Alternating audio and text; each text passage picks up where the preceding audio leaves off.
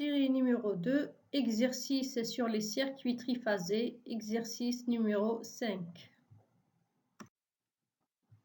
Trois charges en parallèle sont alimentées à travers une ligne d'impédance 1 plus J 10 ohms par phase. Donc voilà le système des trois charges, alimenté à partir d'une source à travers une ligne qui a une impédance ZL donnée par cette expression. La tension ligne neutre aux charges est V égale 7,2 kV. Donc, la charge, plutôt la tension au niveau de la charge, la tension simple, est de 7,2 kV. Les trois charges sont un récepteur triphasé d'impédance Z égale 300 plus J 100 ohms par phase couplée en étoile. Donc voilà la première charge couplée en étoile avec une impédance donnée. La deuxième charge, c'est un récepteur triphasé d'impédance 5400 plus J 2700 ohms par phase couplée en triangle. Donc, voilà la charge en triangle. Et en dernier, nous avons un récepteur triphasé donc de 112,32 plus J 95,04 kVA.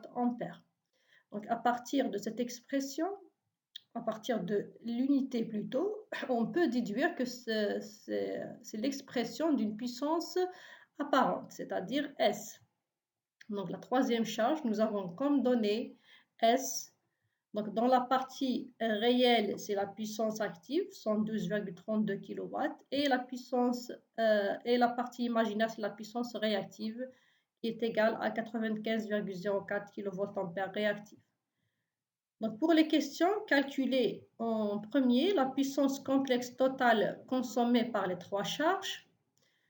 2. Le courant de ligne et le facteur de puissance de l'installation. 3. Les pertes joules dans la ligne. Et en dernier, la capacité des condensateurs triangle à brancher en parallèle de l'installation pour améliorer le facteur de puissance à une valeur de 0,98. Première question, la puissance complexe totale consommée par les trois charges, S bar, donc l'expression complexe. Donc pour trouver cette expression, on sait que S total, donc ça va être P total plus J Q total. Donc pour trouver la puissance active totale consommée par les trois charges, on doit faire donc un bilan de puissance. On va utiliser tout simplement le théorème de Bouchereau pour trouver les puissances actives totales et réactives totales pour déduire S complexe total. Donc on va commencer par le récepteur 1. Donc, le premier récepteur, il a pour impédance, donc l'expression Z étoile, c'est 300 plus J 100 ohms. Donc on calcule le module. Le module, donc c'est 300 carré plus 100 carré racine, donc ça va me donner 316,23 ohms. Nous avons le cosinus de phi, donc ça va être 300 sur 316,23, ça va me donner 0,95. Et le sinus de phi, c'est 100 sur 316,23, ça va me donner 0,32. Donc je calcule le courant de ligne pour la charge. Pour la première charge, pour le premier récepteur, I1, donc ça va être la tension simple sur sur Z étoile, sur le module de Z. Donc ça va me donner 7200 sur 316,23, ça va me donner une valeur de 22,77 ampères. Pour la tension composée, donc elle est donnée par racine de 3 fois V, donc ça va me donner racine de 3 fois 7200, ça va me donner 12,47 kV.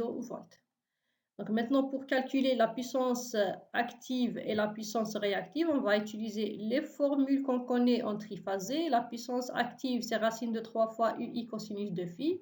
Et la puissance réactive, c'est racine de 3 fois UI sinus de phi.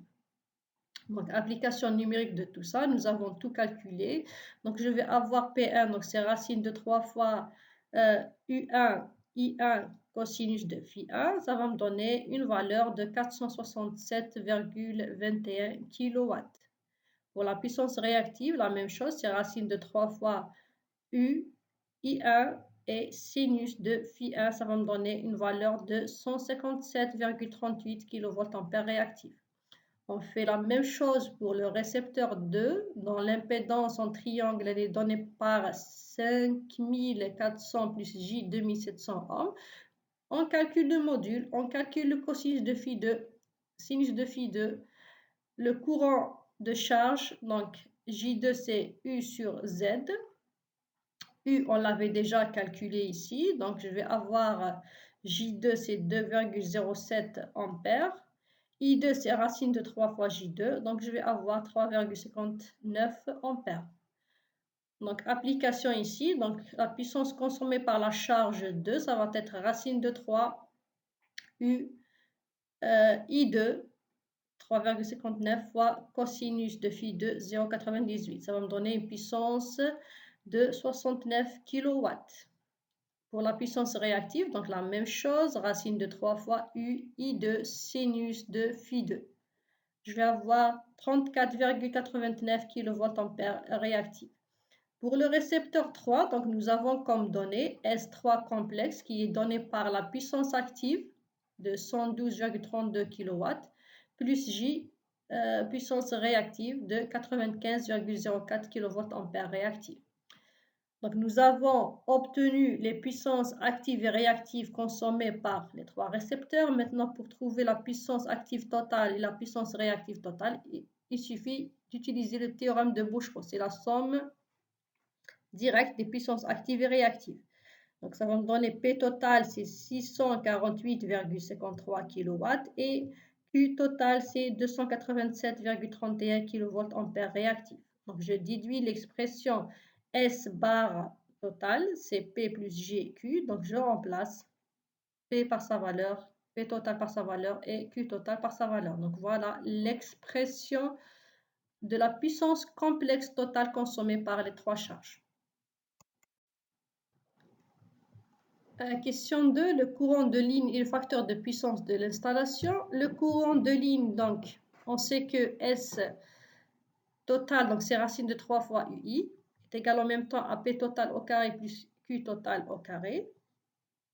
Donc pour trouver I, c'est S sur racine de 3 fois U. Donc il suffit de calculer le module de S total, donc c'est racine carrée de P total au carré plus Q total au carré. Donc on trouve S total, c'est 709,32 kVA. Qu'on divise sur racine de 3 fois U, U c'est 12 470. Donc on va trouver un courant de ligne de 32,84 ampères. Le facteur de puissance, cosinus de phi, c'est P total sur S. Donc P total, c'est 648,53 fois 10 puissance 3 sur S total, c'est 709,32 fois 10 puissance 3. On trouve un facteur de puissance de 0,91. 3. Donc calculer les pertes joules dans la ligne. Donc les pertes joules dans la ligne sont données par 3 fois R fois I au carré, R étant la résistance des lignes et I c'est le courant de ligne. Donc je vais avoir application numérique, donc c'est 3 fois R de la ligne c'est 1 ohm, le courant de ligne on vient de le calculer c'est 32,84 ampères au carré. Donc on trouve des pertes joules de 3,24 kW. Dernière question, la capacité des condensateurs triangle à brancher en parallèle avec l'installation pour améliorer le facteur de puissance à une valeur de 0,98. Donc nous avons ici le triangle des puissances de l'installation avant compensation. Nous avons P total plus Q total égale à S total sous un angle phi. Maintenant, on veut améliorer donc ce facteur de puissance qui était de 0,91 sous un angle de 24,49 vers un cosinus phi de 0,98, donc un angle de 11,48. Donc on veut réduire phi de 24,49 à 11,48 degrés pour améliorer ce facteur de puissance. Donc ici, je vous laisse le rappel du cours, comment on a pu donc aboutir à l'expression de la capacité du condensateur à calculer. Donc, on passe directement à l'application numérique. Donc, la capacité, donc, elle est donnée par P total, tangente de phi, moins tangente de phi prime sur 3 fois oméga u au carré. Donc, P total, donc c'est 648,53. Elle est donnée en kilowatts, donc c'est fois 10 puissance 3. Tangente phi, c'est 24,49. Moins tangente de phi prime, c'est 11,48 degrés. Divisé par 3. Oméga, c'est 2 pi f, c'est 314 pour une fréquence de 50 Hz. Et U, c'est 12,47 kV, donc fois 10 puissance 3. Le tout au carré, on trouve une valeur de 1,12 microfarad. Donc la valeur des condensateurs triangles à brancher, c'est 1,12 microfarad.